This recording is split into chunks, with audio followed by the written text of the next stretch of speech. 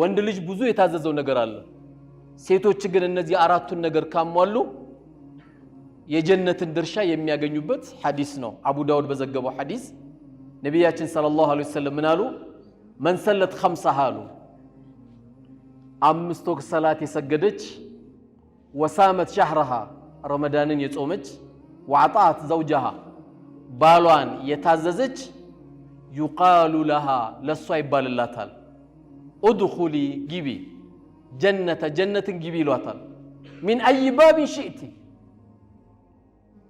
በፈለግሽው በር የጀነት በሮች ስንት ናቸው 8 ናቸው በፈለግሽው ግቢ ይሏታል አንድ ወንድሜን ሐዲስ ሰማና በሆነ አጋጣሚ ከመስጊድ አዳምጣ ስንወጣ والله ባለቤቴ የጀነት ናት አለ ምንም አልጠራጠርም አለ ምን ነው ስለው والله መስክሬላታለሁ አለ እናቴ ናት እሷ አለ በቃ መስክሬላታለሁ አለ ቀድማይ ሞታለች ቀድሜ በሞት ኖር አላቅም አለ አሁን ግን ቀድማይ ሞታለች والله መስክሬላታለሁ አለ እናት ሳትበላ አትወጣም ልብስኔ ሸሚዝ ለብሰ አትወጣም የእናት ጉዳይ ነው ትለኛለች አለ አሁን ብዙም ጊዜ የዚህ አይነት መልካም ነገሮች ሲወራ በዚህ ዘመን ፉገራ ይመስላል አይደል ታዲያ እንዴት ነው ሴቶቹ ጀነት የሚገቡት የባሏ ጉዳይ ካለ አንዳንድ ትንሽ ወጣ ያሉ ሴቶች አይጠፉም ሁሉም ግን አይደለም እኔ በቃ ላበላ ነው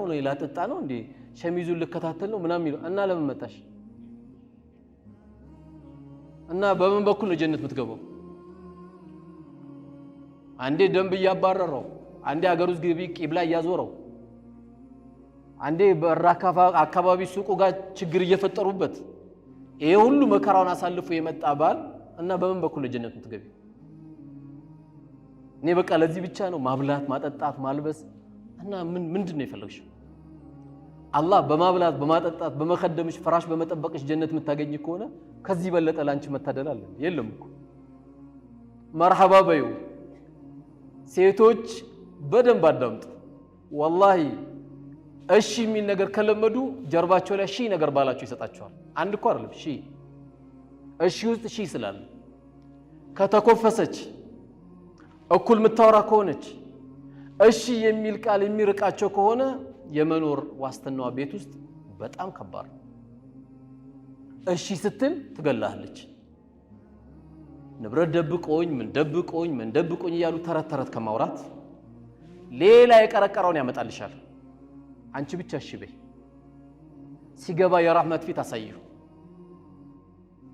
የታምሽተ ነው አታየው በሰላም ነው ሐቢቢ ያመሻልኝ እንዲህ ነው የሚጠየቀው ያለበለዚያ እኮ በቃ የማከላዊ ጥያቄ መሰለ ማለት ነው ባልነቱ ራሱ ይጠፋበታል አይ እንኳን አመሻብሽ ዋናው እንኳን አንተ በሰላም መጣልኝ ለምንድን ነው የውሸት የሚለቀሰው ዋናው እሱ ቤት በሰላም ገብቶ በሰላም ነው እንዲያመሸው ይባላል እንዴ ቤት ገብቶ የለ እንዴ አሁን ነገር ስለተፈለገ እንጂ አይባል ጀነት ውድ ናት ጀነት አይደለም ቤተ መንግስት ውድ ነው ዝም ብሎ አይገባም በዛ በኩል ማለፍ ክልክል ነው እስቲ ድረስ ልብ ካለ በራፍ ላይ እግረን ነው ሁለቱም ይሰባብሩልኝ ያ አላህ ጀነትም ውድ ነው እቴ እሺ በዩ ከፍ ነው የምትዩ والله ታዘዡ እሺ በዩ ከፍ ነው የምትዩ ለዚህ ነው ዑለማዎች ሴቶችን ሲመክሩ 6 ነገሮችን ተጠንቀቁ ይላሉ ሴቶችን አጠር ለማድረግ የመጀመሪያው ስሞታ ማብዛት ስሞታ እንዳታበጂ ብዙ ሰዎች ስሞታ ስታበጂላቸው ምን ይላሉ መጨረሻ በቃ ፍቺ ጠይቅ ይላሉ የሚያገባት አይመስልም አንድ ሰው አያትም መጨረሻ አስጨርሷት ያፋቷታል በቃ አንድ 4 ሚሊዮን ብር ይደርስሻል ይላታል 4 ሚሊዮን ብር ባል መሆን አይችልም የሴት ልጅን አይብ የሚሰጥረው ጠቅላይ ሚኒስቴር ስለሆነች አይደለም ሴት ልጅ አይቧን የሚሸፍነው ባል ነው ባል ምንም ጥርጥር የለው አንተ ቶሎ አኩርፋ ልጅ ከመጣች አፉ በላት ብለ ሄደው ይዛት ሂድ እኔ የኛ ዘር እንዴት ይደፈራል አትበል ምንም ባንተ ዘር ጀነት አትገባ የልጅን አይብ የሚሸፍነው እሱ ነው ይዘላት ሂድ ችግር ካለ አብሽር እኔ እናንተ እናወራለን ሂጂ አንድ ቀን እንዳታሳድራት ሞኝ እንዳትሆን እንዴት እንዲያለች አትበል ያም ልጅ ነው የተቀያየማት ያንተ ልጅ ነው ሰጣህታ አታዳምጣት አልተጎዳችም ሐቅ የላትም ግን ይያልኩ አይደለም ግን ትዳሩን ቀለል አናርገው ስለማታገባት እንግዲህ በኢትዮጵያ ኑራውን ከባድ ነው ኑሮና ባል በጣም ተወዷል። በዚህ ቀዳዳ ላይ ደግሞ ልጃችን ብትፈታ እህት ብትፈታ በጣም ከባድ ነው። በጣም ከነአይቡ ወላሂ ባሏ ይሻላታል። ከነአይቡ ወላሂ እንኳን ወጣቶች ናቸው አብዛኛው ሳያቸው እንኳን እናንተን የሚያክሉ እህቶች አይደሉም። አባቶቻችን 60 ላይ 70 ላይ ሚስቶቻቸው ሲሞቱ በጣም ነው የሚጎዱት። አንተ አይብ ከምሸፈን ሚስታቸውን ነው የሚፈልጉት። በቃ አላህ ኑር አድርጓታል። የቤት ኑር ናት። ስለዚህ ስሞታ አታብዢ። ሁለተኛ አንዳንድ ያው ሴቶች የሚሉት አለ እኔ እኮ ላንተ ምገባ አይደለም አይባልም እንዴ እና ሳታዩ ነው እንዲያገባሽው እኔ ላንተ ምገባ አይደለም ማንሽ አንቺ አይባልም። እንደዚህ የልጆችሽ አባት እንዲህ ይባላል። በቃ የፈለገ ወንድ ደግሞ ችግር የለም አንቺ ጥሩኝ እንጂ ጀነት ውስጥ ኑር ላይ ስለምትሆኚ አላህ ያዘጋጃቸው ወንዶች አሉ። እዛ ታገቢያለሽ። ዱንያ ላይ ሁሉም አይሟላም። ስለዚህ ለባል ከማትሉት ነገር አንዱ እህቶቼ እኔ ላንተ ምገባ ሰው አልነበርኩም እንደው አላህ ጥሎኝ እንጂ እዚህ የመጣሁት አይደለም። ዝም በይ አይተሽው ተነጋግረሽ ነው የመጣሽው እንዲህ አይባልም። ሶስተኛ ዑለሞቹ ሴቶቹ እንዳያነሱት የሚፈልጉት ምንድነው ያየችው ነገር ሁሉ መጠየቅ። ይሄም ይምጣ ይሄም ግዛ አይደል። ቤትሽን ጠብቂ። አንቺ እንደው መጨቅጨቅ ያለብሽ ከሩቅም ይሁን ከቅርብ ምቀኛ ቤትሽን የምትጠብቂው በሰደቃ ነው። ቤትሽ የሰደቃ ቤት ይሁን። ሰደቃ ያለበት ቤት ከሩቅም ከቅርብም የሚመጣ ሐሲድ ካለ ሰላሙ ይቀጥላል የቤቱ። ሾው ከምናሳይ በሰደቃ ነው የቤቱ አይብ የሚሸፈን። ሁሌ እየቆለፍን ብቻ ምንገባ እየከፈትን ብቻ ምንወጣ ከሆነ ይሄ ቤቱ አይጠበቅም። የምትይዟት አሮጊት ካለች የተሰበሩ ልቦች እየጠገናችሁ ካላችሁ ልጃችሁንም ሀብታችሁንም ትዳራችሁንም አላህ Subhanahu Wa Ta'ala የሚጠብቀው በዚህ ነው። ስለዚህ እነዚህን ያየችውን ነገር ሁሉ እንዳያማረም በሚል በመጠየቅ ወደ አላስፈላጊ ነገር እንዳይሄድ ቤታችሁን ጠብቁ ይላሉ ዑለሞቹ። ሌላው ደግሞ የራሷ ጉዳይ ብቻ የሚታያት ስለናትሽ ስታወሪ ስለናቱ ማውሪ። አንዳንድ እህቶች የሚሉት አሉ ከኔ በለጠ ማን አለ እኔ እኮ ለዚህ ቤት አንደኛ ነኝ የሚሉአሉ። አትሆኝም፣ ሁለተኛ ነሽ። አንደኛ እናቱ ናቸው። አላህ ነው ያደረገው አይደለም። የዚህ ቤት አንደኛ የሱ አንደኛ እናቱ ናቸው እንጂ አንቺ አይደለሽም። አንቺ ሁለተኛ ነሽ። ለምን ነገ ደግሞ አንቺ አንደኛ ነሽ፣ በልጆችሽ ደግሞ አንቺ አንደኛ ነሽ። እኔ ነኝ የምቀድመው ብላ ስለናቷ ስለአባቷ እየተጨነቀች ስለናቱ ስለአባቱ ማትጨነቅ ከሆነ እቴ ተሳስታለች። የሱ እናትም ያንቺ እናት ናቸው። የሱ አባትም ሄደሽ ተሰሚያቸው የለ እንዴ ሐጂ ነብይ እኮ አይደለም ተዘይሪያቸው የለም አባትሽ ስለሆነ ነው። ከኔ የበለጠ አንደኛ እዚህ ቤት ማንም የለም እንዳትይ። አንቺ ሁለተኛ ነሽ። አንደኛ የምትሆኚው እናትና አባቱ ከሞቱ ወይም አንቺ ደግሞ ነገ ልጆችሽን ሰደሪ ነው። አላህ ያልሰጠሽን ካልተሰጠኝ አትበይ። ይሄንን በጣም ጥንቃቄ ያስፈልጋል። አምስተኛ ዑለሞች ሴቶቹ ከመጠንቀቅ ካለባቸው ነገሮች ምላሳቸው ማርዘም የለባቸው። ምላስ ማርዘም ምንድነው? እዛ ጋር ማስቀመጥ ማለት ነው። በዛም በዚህም ነገር መያዝ በቃ አልহামዱሊላህ የሚባል ነገር አለማሰማት፣ ምላስን ዝም ብሎ ማብዛት ቤታችንን ከሚያበላሹት ነገር ነው።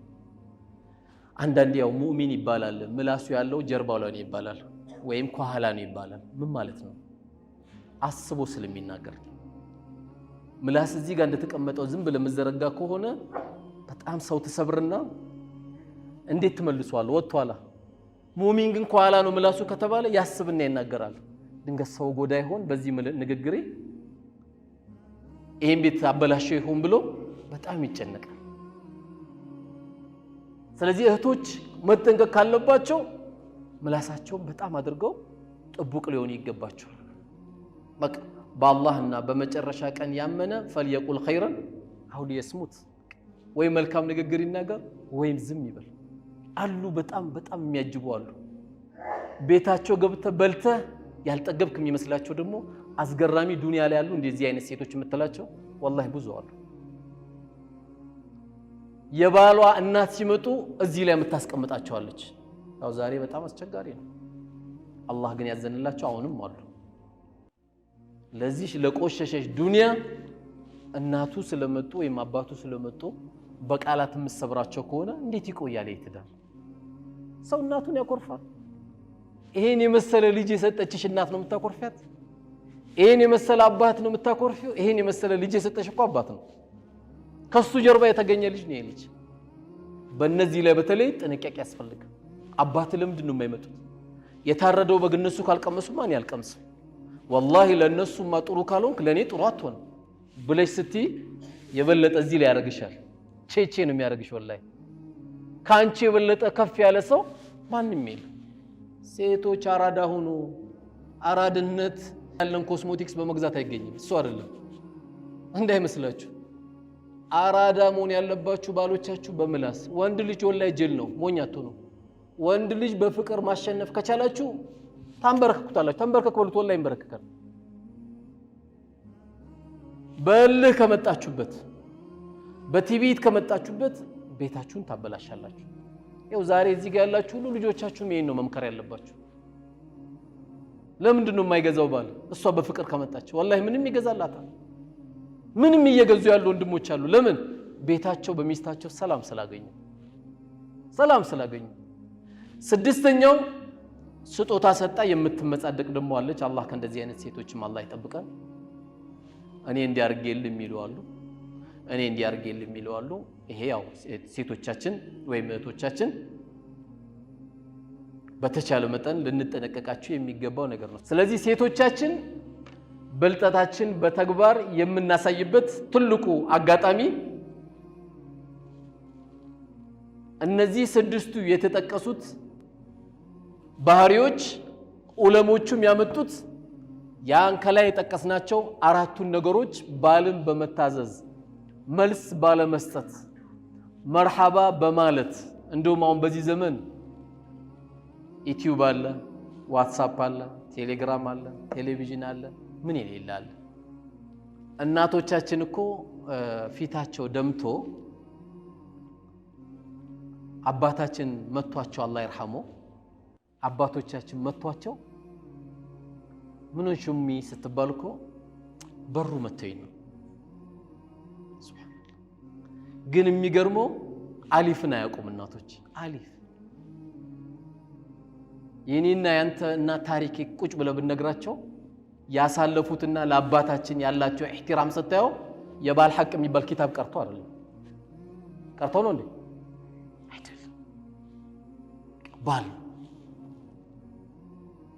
ሰርጋቸውን አይደለም የሚያስቀድሙት ባሌ የዛሬው ሰርግ ቤዲ ከፋው ላይ ከፋው ቤቱ ባዶ ይሆንበታል ያውንበት ልክ አንድ ወንድሜ አንድ ትልቅ ሰው በርግጥ ጎልማሳ ነው በጣም ቆንጆና ለሰርግ ስትሄድ አያትና እንዴ ያለ እንዴ ኮላ አይተሻለቀም ማለት እኔ ወላሂ እንደዚህ አይተሻለቀም ምን ሆነሽ ነው አለ ይሄ መሆን ያለበት እኮ እሱ ጋር ነው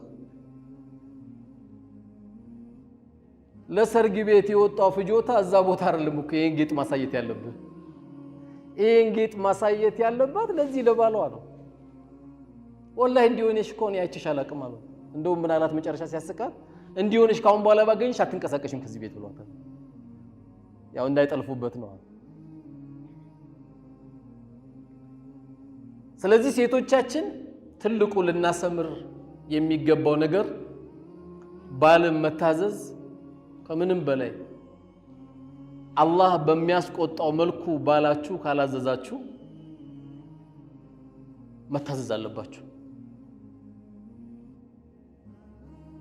በሴቶች ብቻ ዙሪያ ያደረኩት ምንድነው ወንዶቹን ከቀላቀልኩ ሰዓት አይበቃም አላህ ካለ ደግሞ ያው ይሄ ፕሮግራም ብዙ ጊዜ በ3 ወር በ4 ወር ነውና ፕሮግራም እናመቻቸው የኛንም ጉድ ደግሞ እናወራለን እኛም የሚጠበቅብን ነገሮችን እናወራለን አሁን ግን ሴቶቻችን ብዙ ከማየት ክፍተት እየተፈጠረብን ስለሆነ ቤታችንን መጠበቅ ስላለብን እህቶቻችንን መጠበቅ ስላለብን ያው ዛሬ በጧት በሰርቪስ ምናመላለሳቸው ልጆቻችን ናቸው ነገ የሚያገቡት እነዚህ ልጆቻችን ደግሞ ይሄን ትምህርት ፊዚክስ ላይም ኬሚስትሪ ላይም አያገኙት ልዩነቱ ይሄ ነው ግብረ ገብ ተብሎ የሚማሩት ወይም ስነ ምግባር ሊሆን ይችላል ይሄን እዚህ ደረጃ ግን ዝርዝር ተብሎ ግን ያቀርብላቸው እኛ ግን ዛሬ እዚህ ውስጥ ያለን ወይ ሴት ልጅ አለን ወይ እህት አለን ምክንያቱም ቅድም ሐዲሱ ሲናገሩ ነብዩ አለይሂ ሰላቱ ወሰለም ሁለት ሴቶችን ወይም ሶስት ሴቶችን ወይም ሁለት ሴቶችን በመልካም ያሳደገ ልጆቹም ሊሆኑ ይችላሉ ሴቶቹ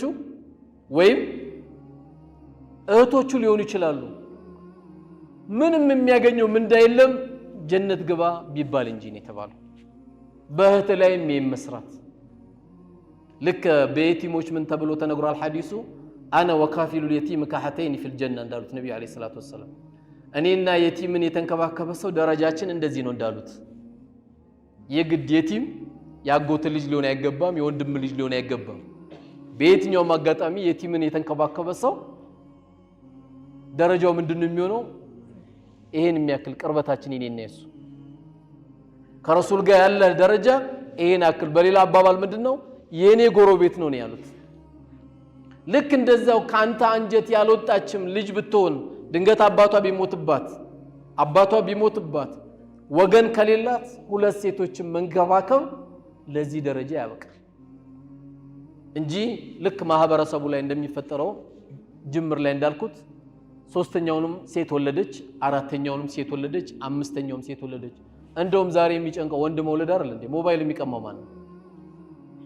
ማን? ወንዶች ናቸው እኮ። የሌሊት ሌባ ማን? ወንዶች ናቸው እኮ። ቢቻል ኖሮ አይቻልም እንጂ እኮ ወንድ ወለደ ሲባል ኢና ሊላሂ ወኢና ኢለይሂ ራጂዑን። አሁን ሞባይል ሊቀማ ነው ነበር አይደል የሚባለው? እንደውም መጨነቅ ያለብን እኮ ለወንድ ልጅ ነው። ሴት ልጅ ትንሽ ኢማን ከሰጣሃት ወላሂ ማን ብሏት።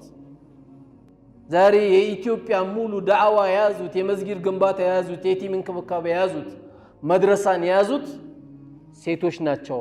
ዓለም ላይ የሰው ሳህን እያጠቡ የሰው ቤት ሳህን እያጠቡ አገር ላይ የአገር ጉዳይ ሲመጣ ገንዘባቸውን የሚሰጡ ለየቲሞች ሲባል የቲሞችን ከፋላ ወይም ስፖንሰር የሚያደርጉ በእያንዳንዱ መልካም ስራ ላይ የሚሳተፉ ሴቶቻችን ናቸው እንጂ ይሄ ብትበጣ ካልፈለቅም በስተቀር ዋናው አንተ ሚስት ሴት ወለደች ወንድ ወለደች አይደለም ልትጨነቅ የሚገባው። አፍያ ያለው ልጅ አላህ ከሰጠ አልহামዱሊላህ። ከዚህ የበለጠ ስኬት የለም። ኦቲዝም የወለዱ እነዚህ ራሳቸው የማይበሉ ሲሸኑ የማያውቁ ስንት የምታሳድግ ደግሞ እናት አለች። አላህ ሴት ሰጥቶት ሴት ጨመረብኝ ይላል። አልহামዱሊላህ አላህ ሊያከብር ነው። 7 ሴት አለ ካርል እንዴ? ለሰባቱ ሽማግሌ ሊመጣ ነው። አላህ አምባሳደር አደረገ። ወንበር ላይ ቁጭ ብለህ አትቀበልም ሽማግሌ? ምን አጣላ? እሷ ምን አደረገች ደግሞ ስታስበው? አላህ ሰጥቷል። እነዚህ ልጆችን በጥሩ ማሳደግ ነው። ከዚህ ውጪ ለሚሰጠን ነገር ሁሉ አላህ ሱብሓነሁ ወተዓላ ካለ መሰገንን ለኢን ሸከርቱም ለአዚደነኩም ወለኢን ከፈርቱም ኢነ አዛቢ ለሸዲድ ነው ያለው። ካመሰገናችሁን ጨምርላችኋለሁ። አንተ ወንድ ተወለደ ሴት አይደለም የተሰጠ ልጅ ሳሊ ተቀይ የሚሆን ልጅ እስከሆነ ድረስ ገና ከባለቤት ሆድ ውስጥ እንደወጣ አዛን አሰማው። የዛን ጊዜ በአዛን የተቀበልከው ልጅ ኢንሻአላህ መጥፎ ነገር ላይ አትወርቅብም፣ መጥፎ ነገር ላይ አውርቅብም። ይሄን ነው ማድረግ ያለብን። ስለዚህ እህቶቼ በትዳራችሁ ቤታችሁን ጠብቁ። ስትጠብቁ በሰደቃ ጠብቁት፣ በዚያራ ጠብቁ። ሁሌ ብቻኛ ተቃቅፈን መተኛት ህይወት እንዳይመስል። አብረሽ ከባልሽ ጋር እናቱ ቤት፣ አብረሽ ከባልሽ ጋር አባቱ ቤት፣ እናትሽ ቤት፣ አባትሽ ቤት እየሄዳችሁ ዱንያ እንደዚህ እንጨርሰን እንሄዳለን። ኢስላም ቆልፎ አይኖርም። ኢስላም ለራሴ ብቻ አይደለም። በሁሉም ነገር ላይ ማንነታችን ሜዳ ላይ ማሳየት አለብን። እንግዲህ ከሁለት ሰው ምልክት እየተደረገልን ነው። አላህ ሱብሓነሁ ወተዓላ እህቶቻችንም አላህ ይጠብቅልን፣ አገራችንም አላህ ሰላም አላህ ያድርግልን። በመልካም ስራ ከሚወሱት ቤተሰቦች አላህ ያርግልን። ቁጭ ያሉ ቤተሰብ ውስጥ ቁጭ ያሉ አላህ ብቻ የሚያውቃቸው ትዳር ፈልገው የትዳር አለ ያሉት እህቶቻችን ሁሉ አላህ ይዘንላቸው፣ አላህ ትዳሩን ይስጣቸው። እንደው ሁኔታው ቢመቻችልኝ ደግሞ እንደው አገባ ነበር ብሎ ብዙ ወንድ ግራ ገብቶታል።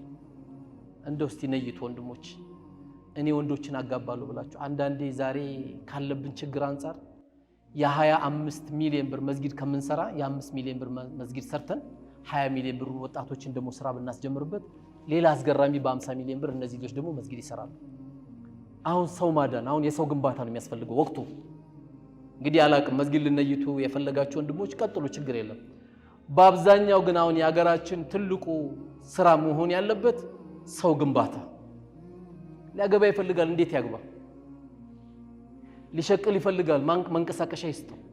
እንኳን ከኪሳችን ይቅርታ አንድ ደቂቃ እንኳን ከኪሳችን ዘካ እንኳን ስንሰጥ እያሳቀቀን እየሰጠን ነው እኮ የማይመለከተን ዘካ ስንሰጥ እያሳቀቀን ነው የምንሰጠው ዘካችን እንኳን ድንገት ነጋዴዎች ትታያላችሁ እንደው አሁን 2 ወር ከ4 ቀን ነው ዛሬ የቀረው ረመዳን የዘንድሮ ዘካ ኢንሻአላህ አንድ ልጅ ህይወቱን ለውጣለሁ ብላችሁ ስትነይቱ አንድ ልጅ እሱን ስትለውጡ ያገባል ስታገቡ ሌላ አንድ ልጅ ይወለዳል የዛሬ ዓመት የልጅ ዘካ ይሰጣል እንደው ያሰለፋችሁ የምትሰጡት ነገር አቆሙ 200 ብር 300 ብር ይሄ ምን ማለት ነው አደራ የዛሬ ዓመትም እንዳጠፋ ከልመና አላህ ያውጣ ያልኩ እየሰጠው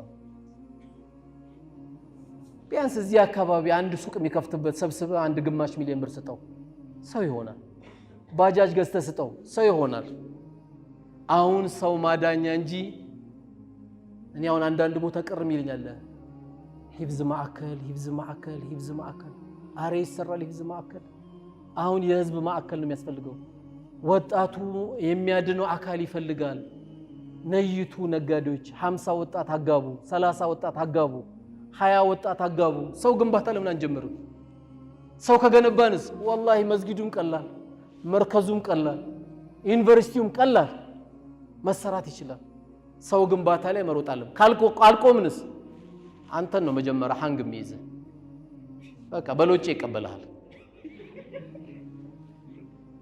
እዛ ውስጥ እንዳይመጣ ዛሬ ነው ስራ መስራት ያለብን እኔ والله ከልቤ ነው የምናገረው ሰው ማዳን መጀመር አለብን በትንሹ ቦር 15000 ብር ካለ ተቀማጭ 7000 ብር ካለ 2000 ብር ለሆነ አሮጊት አስቤዛ ገዝተስታቸው ስራ የቀዘቀዘበት ሰራተኛ ካለ አስቤዛ ገዝተስጠው ኢስላም ሰው ግንባታን የሚያስቀድም እኛ የሁሉ ሰው ከተገነባ والله በመቶ ብር አስገራሚ መድረሳዎችን ከፍታለን አስገራሚ መስጊዶችን እንሰራለን የሰው ግንባታ ላይ እናስቀድም አላህ እንግዲህ ግንባታ ብለናል ተገንብቶባቸው ቤታቸው የፈረሰባቸው አንድ ሰው መቼም ጨረቃ የሚገዛው ከዚህ ገንዘብ ውጪ ሌላ የለኝም ብሎ ነው ያም ሆኖ ደግሞ ቤት የፈረሰባቸው እህቶች ወንድሞቻችን አላህ በእዝነቱ በችሎታው አላህ